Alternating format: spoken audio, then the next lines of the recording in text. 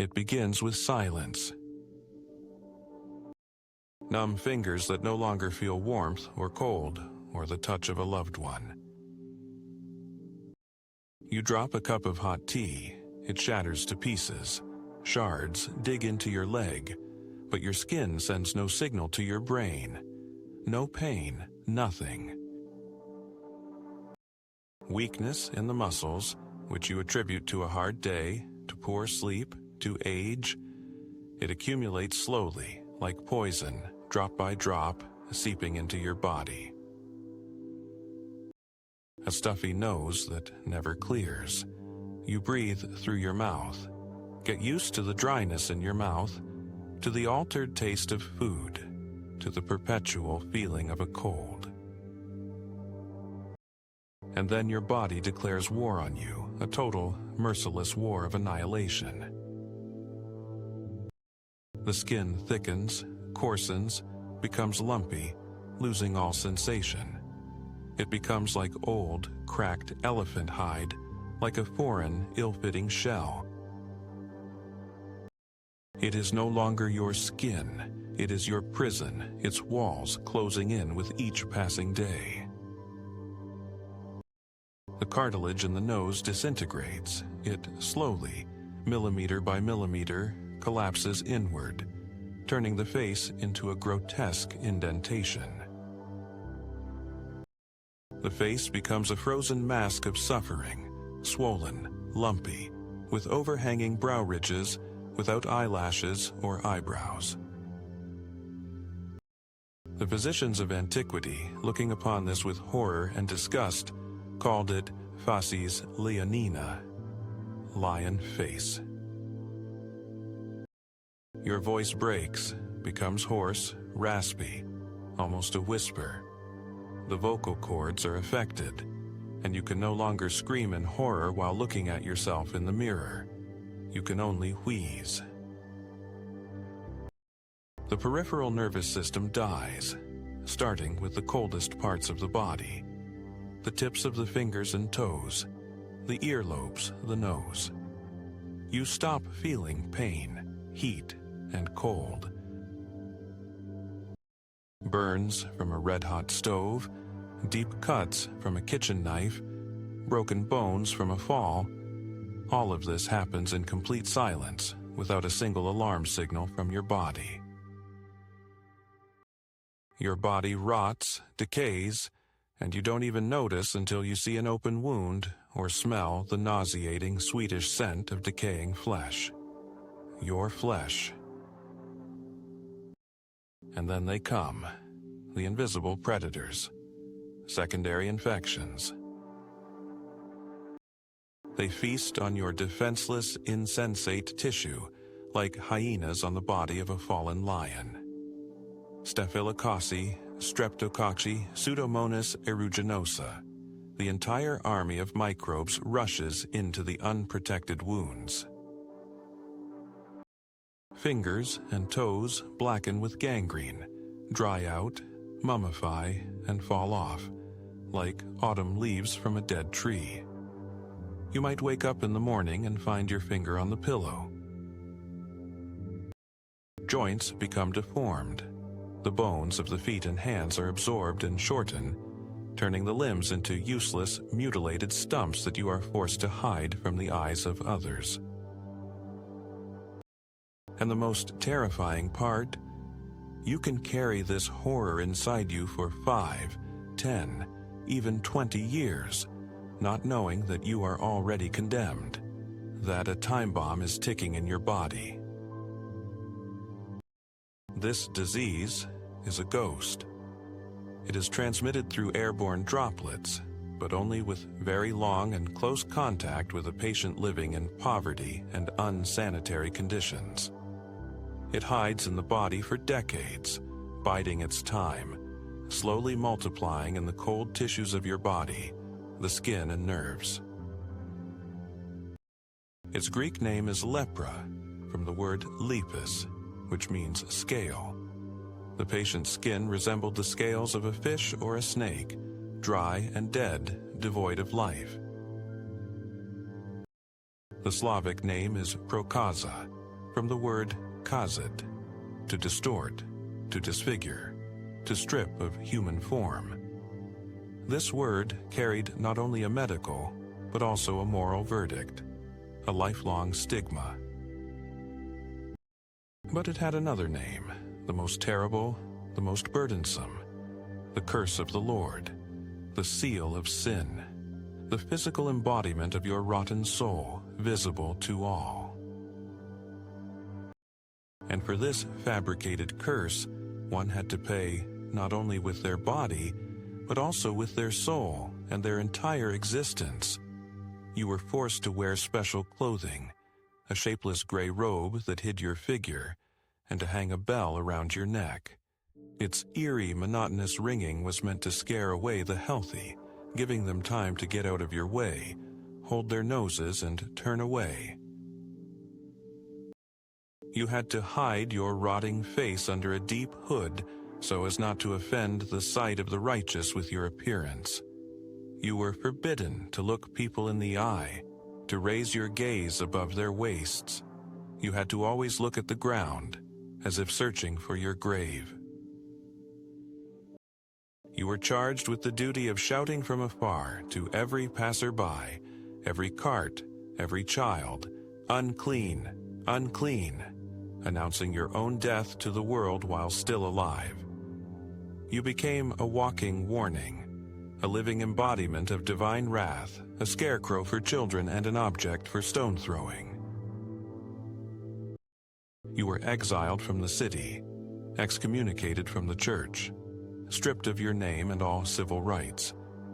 You could no longer own property, could not make a will, could not testify in court.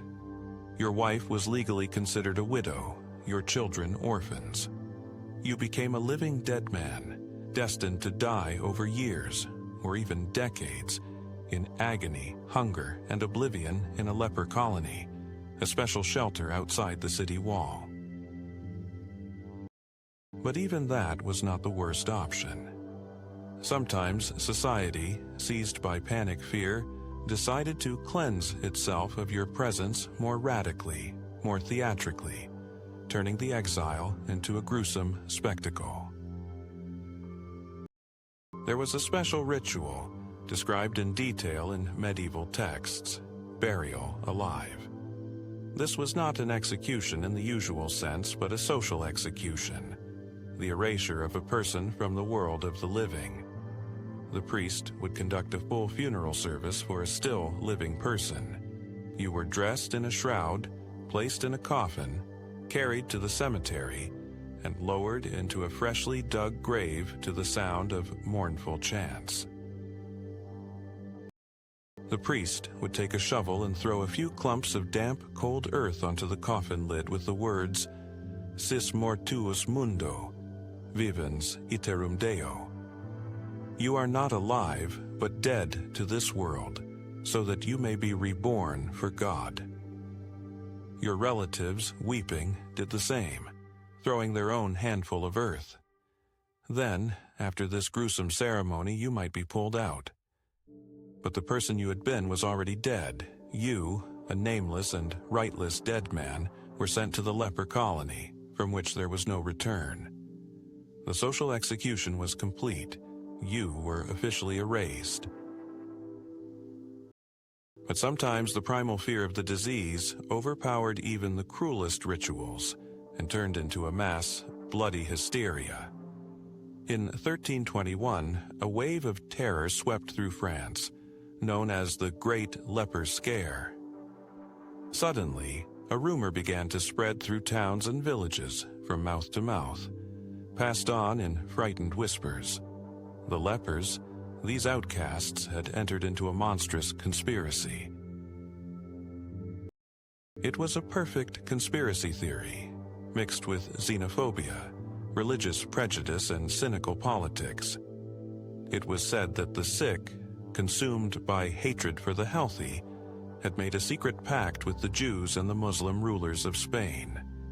The goal was simple and terrible: to poison all the wells, springs, and rivers of the Christian kingdom in order to overthrow the king, destroy the Christian faith, and seize power.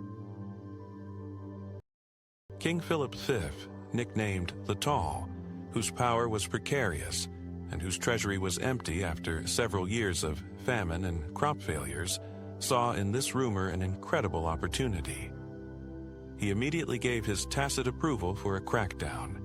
It was the perfect chance not only to strengthen his authority as a defender of the faith and savior of the nation, but also, much more importantly, to confiscate the property of the executed lepers, and, above all, of the wealthy Jewish communities, who were also accused in the conspiracy.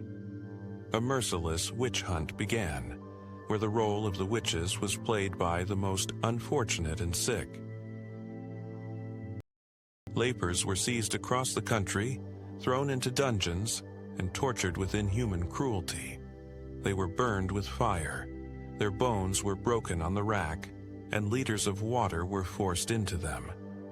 And under unbearable torment, they confessed to everything that was demanded of them.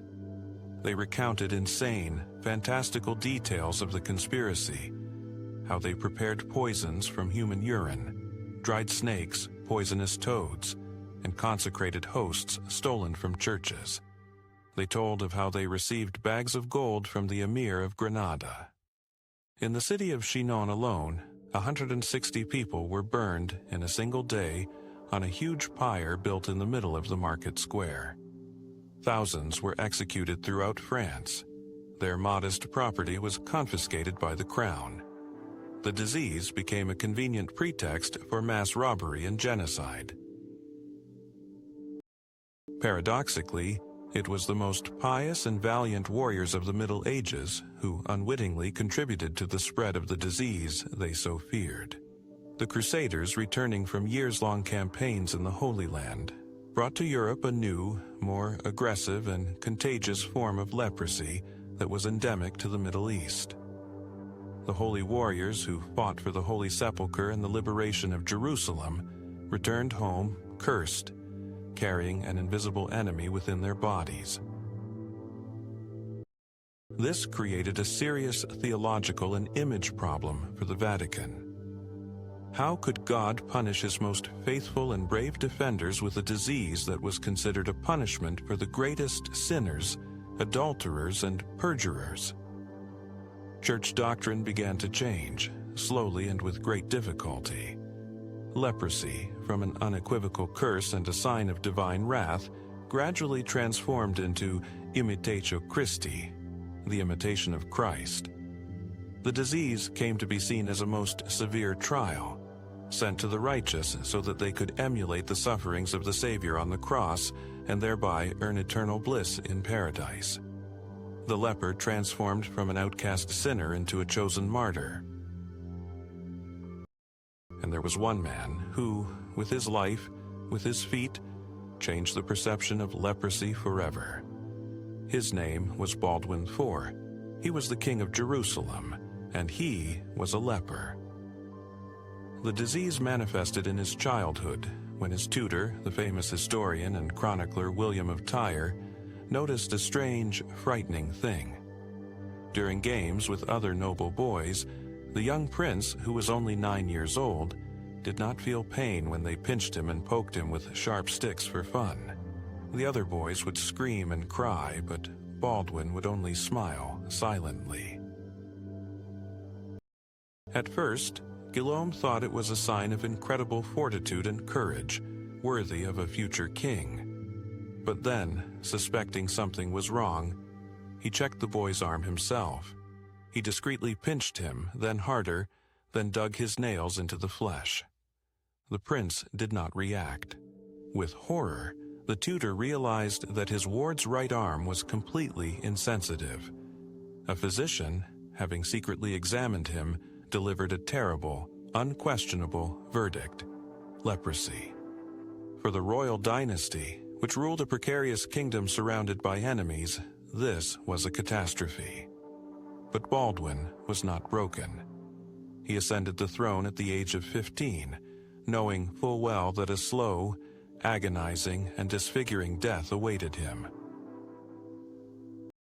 His body deteriorated with each passing year, but his will was forged from Damascus steel. he became one of the greatest warriors of his time, a living legend who inspired terror in his enemies and admiration in his comrades. Hiding his face, disfigured by the disease, behind a silver mask, he personally led his troops into battle against the greatest commander of the Islamic world, Saladin himself. In the famous Battle of Montchesard in 1177, the 16-year-old king, already struggling to stay in the saddle due to his progressing illness, with a force of several hundred knights and a few thousand infantrymen, attacked and utterly routed Saladin's 30,000-strong army. Before the attack, he, dismounting with difficulty, fell to his knees before a fragment of the true cross and prayed to God for victory. His warriors, seeing this, wept and swore to die for him. He ruled as long as he could hold a sword in his hands. When the disease took away his ability to walk and use one arm, he continued to lead the kingdom from a litter carried before the army. When he went blind and could not use either hand, his mind remained as sharp as a razor, and he continued to dictate orders and win diplomatic battles. He died at the age of 24, undefeated on the battlefield and in the most complex political intrigues. His story is not one of decay, but one of incredible, inhuman strength of spirit. He proved to the whole world that even one cursed by God could be his greatest warrior. But his feat was a dazzling, unique exception. For millions of others, leprosy remained synonymous with hell on earth. Centuries passed. Great epidemics, such as the Black Death, wiped out almost half of Europe's population. And against this backdrop, leprosy, slow and not as deadly, receded into the background. The disease retreated from Central Europe, but its pockets remained, smoldering like embers in a fire, especially in the north, in the cold, damp, and isolated fjords of Scandinavia. By the 19th century, the Norwegian city of Bergen had become the unofficial leprosy capital of Europe. It housed several of the largest leprosariums, which had transformed from medieval shelters of horror into specialized medical institutions. One of them, the St. Jurgen's Leprosarium, was run by the leprologist Cornelius Danielson, who was famous throughout Europe. He was a patriarch, an undisputed authority, a man who had studied the disease for decades. He wrote a fundamental work on leprosy, experimented on himself by rubbing patients' secretions into his own skin, and was firmly, unshakably convinced. Leprosy was an exclusively hereditary disease, a curse of the blood passed down from generation to generation. Any other idea seemed like heresy to him. Once, a young, unknown doctor, his former student named Gerhard Hansen, came to his clinic. He was ambitious, burning with the desire to become a great scientist and make a discovery that would make his name famous, but he had neither experience nor money nor connections. Danielson, seeing his zeal and enthusiasm, took him under his wing as an assistant. He assigned him the dirtiest work, caring for the most severe patients, washing them, feeding them, dressing their rotting wounds, acting as a nurse and an assistant during autopsies. But for Hansen, this was a priceless opportunity. Observing hundreds of patients, he began to doubt his mentor's unshakable theory. Hansen noticed that the disease was not always hereditary. He saw how the disease would appear in a completely healthy family that had never had leprosy, after they hired a worker from another endemic region. He saw wives who had married newcomers fall ill. He began to secretly collect data, compile tables, and write a scientific paper in which he put forward a bold, heretical hypothesis for that time. Leprosy was not a hereditary curse, but a chronic infection caused by some unknown agent, miasma, or microorganism. With trepidation and excitement, he showed the draft of his work to Danielson. The old doctor carefully read the manuscript, praised his student for his fresh perspective and boldness of thought, but said that the work was raw and required serious proof.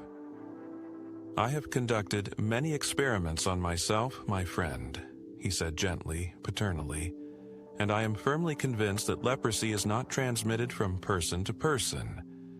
But your idea is interesting. It deserves attention." Danielson took the manuscript, promising to make some edits and help with publication in a prestigious medical journal. A few months later, an article titled "On the Causes of Leprosy," based on Hansen's data and hypothesis, was indeed published. But Gerhard Hansen's name was not in it. Cornelius Danielson, his teacher and patron, listed himself as the sole author, cold-bloodedly appropriating all the ideas of his young and trusting student. Hansen was crushed by this betrayal. He harbored a deep, burning resentment and vowed to himself that, despite his teacher, he would find the pathogen of this cursed disease and prove his correctness to the whole world, writing his name into the history of science. He went into huge debt and bought the latest powerful German microscope on credit. For 5 long years, he locked himself away in his tiny laboratory at the Leprosarium, which more closely resembled a storage closet cluttered with flasks and vials. These were 5 years of obsession, sleepless nights, hundreds of failed experiments, and encroaching despair. He took tissue samples from deceased patients, from the skin, liver, spleen, stained them with various dyes, and for hours, until his eyes ached, peered into the eyepiece, searching for something, without knowing what. And then one day, in 1873, he saw it. In a tissue sample from a patient's lymph node, amidst the chaos of cells and tissue detritus, teemed myriads of tiny, barely visible rod-shaped bodies. They were everywhere, clumping into dense clusters resembling packs of cigars. This was it, a victory. He realized he had found the cause of the disease that had plagued humanity for thousands of years. He immediately published a preliminary report on his work, but the scientific community almost completely ignored it. Hansen was only 32 years old, too young for such bold claims. Moreover, he could not properly stain the bacteria to make them clear and convincing for other scientists in photographs. In desperation, he made a fatal mistake, dictated by scientific idealism. He turned for help to a young but already famous German biologist, Albert Neisser, who was a recognized specialist in staining microorganisms. Hansen, in a fit of scientific integrity and a desire to prove his point, showed Neisser everything. His slides, laboratory journals, tissue samples, and explained his methodology in detail. The German was stunned. He had traveled to Norway thinking his colleague was merely a provincial dreamer, but instead he saw irrefutable proof of a great discovery. Upon returning to Germany, Neisser, using the newest aniline dyes he had just developed, easily stained Hansen's slides. The result was brilliant. The bacteria became bright, distinct, undeniable. And then Neisser, without saying a word to Hansen, committed the second, even more cynical betrayal in the Norwegian scientist's life. He immediately published a long, detailed article in a most prestigious scientific journal, announcing the discovery of the leprosy bacterium, his own discovery. When Hansen received the latest issue of the journal in the mail and read the article, he flew into an uncontrollable rage. The article contained not a single mention of his name, his years of work, or his slides. Neisser had coldly, brazenly stolen his discovery. According to eyewitness accounts, he wrecked his laboratory until he reached the very microscope for which he had just paid off a loan. But, having calmed down a little, he decided to act. He began a massive information war, sending letters to all the major scientific institutions and editorial offices in the world, telling the truth and attaching a copy of his first unnoticed publication. But there was one person he went to see in person. That person was Rudolf Virchow, a living legend, the patriarch of German and world science, one of the founders of cell theory, a man whose word was law in the medical world. Hansen burst into his office in Berlin without an invitation and declared from the doorway, "Professor, your countryman Albert Neisser is a thief and a scoundrel." He laid all his evidence on the table: laboratory journals with dates, his slides, his first publication, which was made several years before Neisser's article. Virchow, a man of strict principles and impeccable scientific ethics, impartially examined all the materials. The verdict was final and not subject to appeal. Priority in the discovery of the leprosy bacterium was unconditionally given to Gerhard Armauer Hansen. Since then, it has been called Hansen's rod, or Hansen's bacillus. Justice prevailed. Hansen dedicated the rest of his life not only to science, but also to the fight for the rights of lepers. He successfully lobbied the Norwegian parliament to repeal a cruel medieval law that forced divorce if one spouse became ill. Thanks to his efforts, many humiliating restrictions on movement and work for patients with the non-active form of the disease were lifted. He believed that if patients had rights and dignity, they would themselves recognize their responsibility to society. But the discovery of the bacterium did not provide the key to a cure. And while scientists were at a dead end, trying to grow the bacillus in a laboratory, which still has not been achieved, in different corners of the world, other people sought salvation not in microscopes, but in compassion and ancient myths. After the heroic death of Father Damien, a Belgian priest who voluntarily went to serve lepers on the Hawaiian prison island of Molokai and died of the disease himself, his feat inspired the whole world. One of those inspired was a British nurse named Kate Marsden. Driven by deep faith and a desire to serve the suffering, she wanted to go to India to continue Damien's work. But an unexpected offer from the Russian Red Cross changed her plans. She was told that in the icy, God-forsaken expanses of Siberia, thousands of lepers were suffering and dying, cared for by no one and feared by all. Her plan was daring, almost insane, to cross the entire Russian Empire alone in search of a mythical cure. To raise money for the expedition, she launched a veritable media campaign, becoming a star of the London press.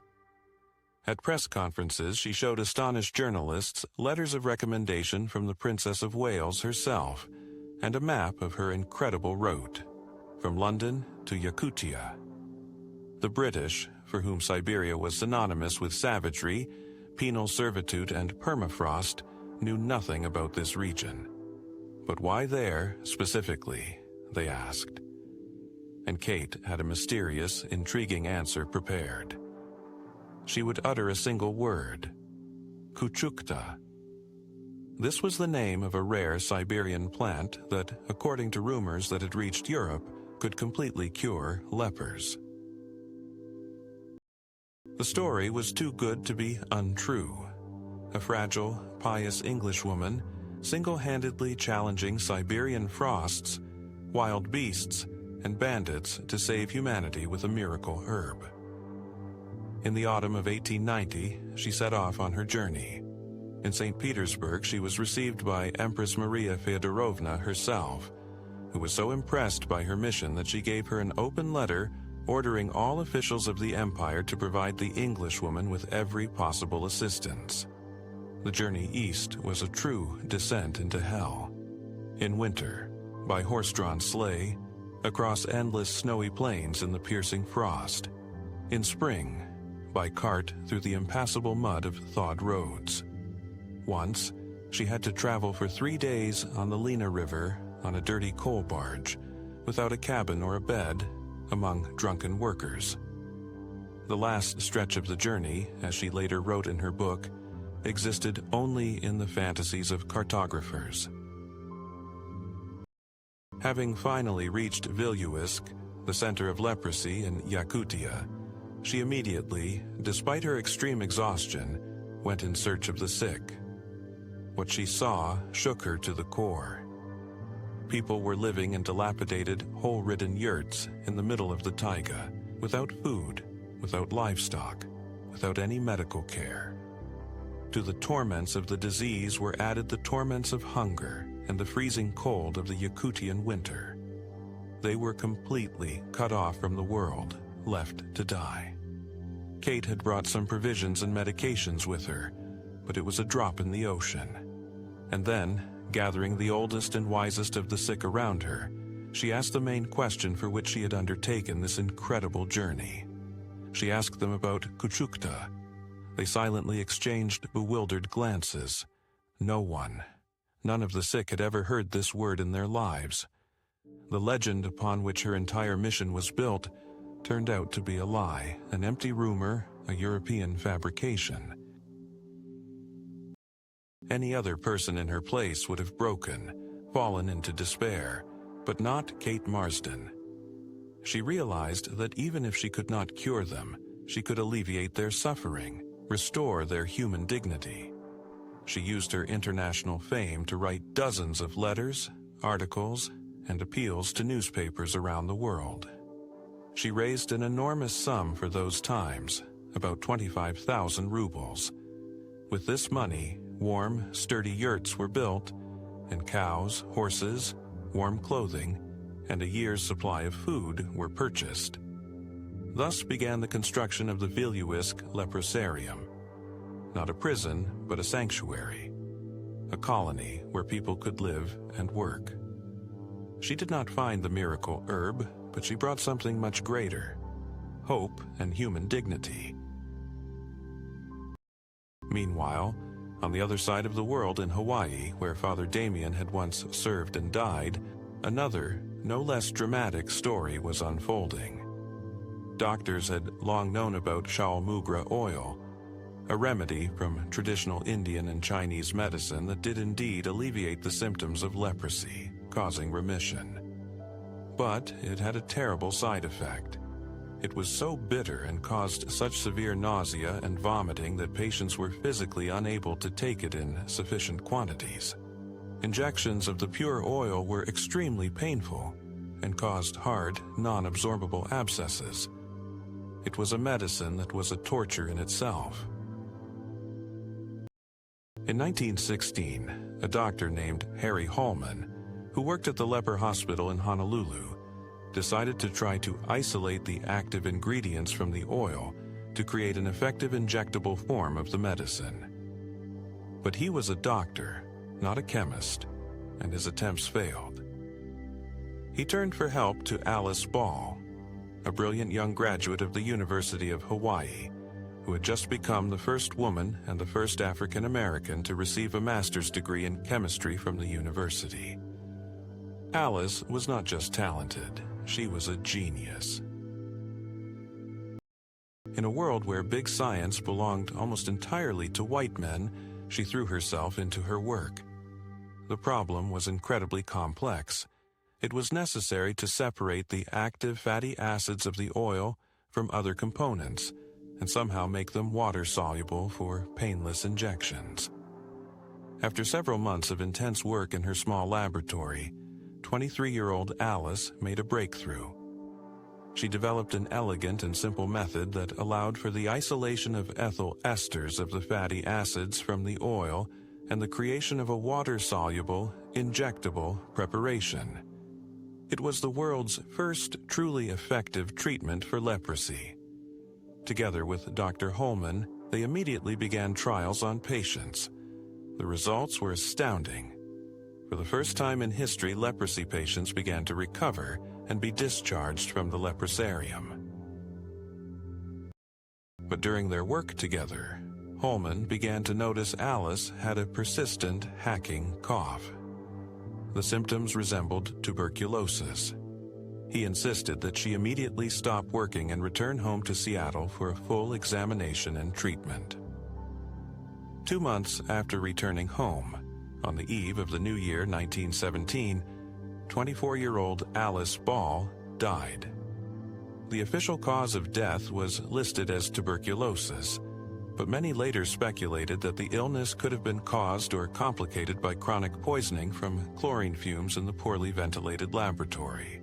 She never had the chance to publish the results of her brilliant discovery.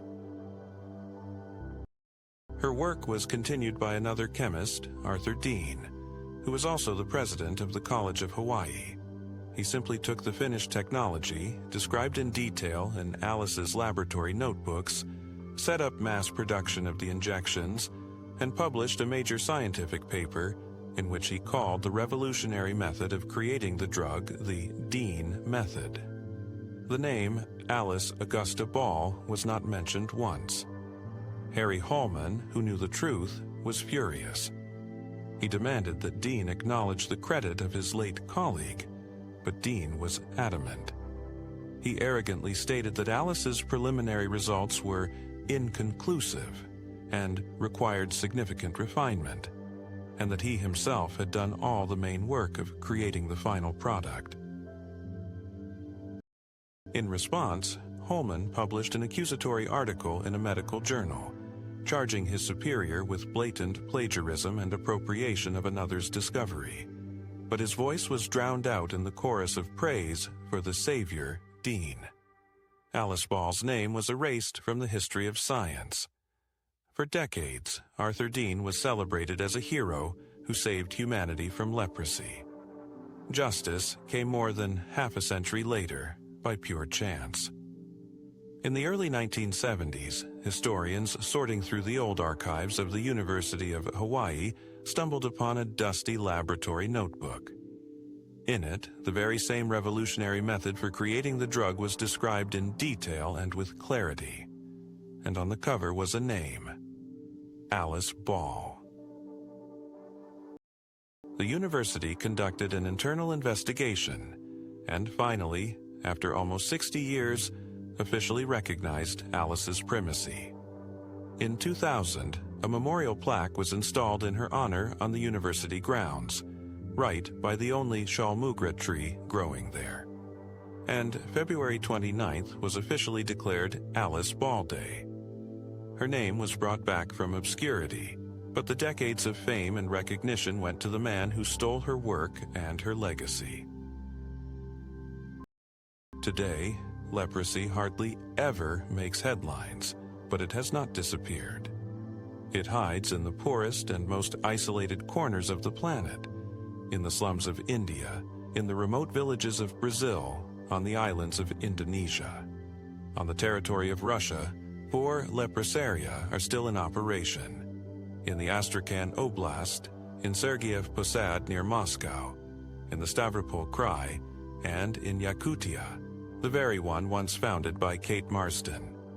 Hundreds of thousands of new cases are registered worldwide each year, but now we have a truly powerful weapon.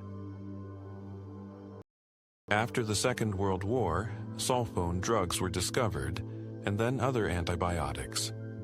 Today, a multi-drug therapy of 3 medications is used: rifampicin, dapsone, and clofazimine. The treatment is long, from 6 months to 2 years, but it works. It effectively kills Hansen's bacillus and stops the disease. After a full course of treatment, a person ceases to be contagious and can return to a normal life. The disease, which for millennia held humanity in primal fear, has finally been tamed. The history of leprosy is not just the history of a disease. It is a centuries-long saga of struggle. It is the story of the struggle of Gerhard Hansen and Alice Ball against invisible enemies under the microscope and against very real enemies who stole their glory for their place in history.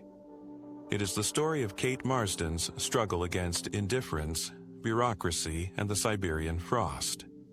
It is the story of King Baldwin's struggle with his own decaying body and vast enemy armies.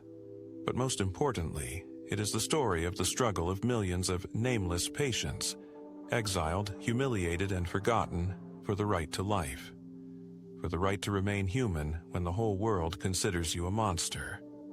After all, as the saying goes, if a person cannot be cured, it does not mean they cannot be helped.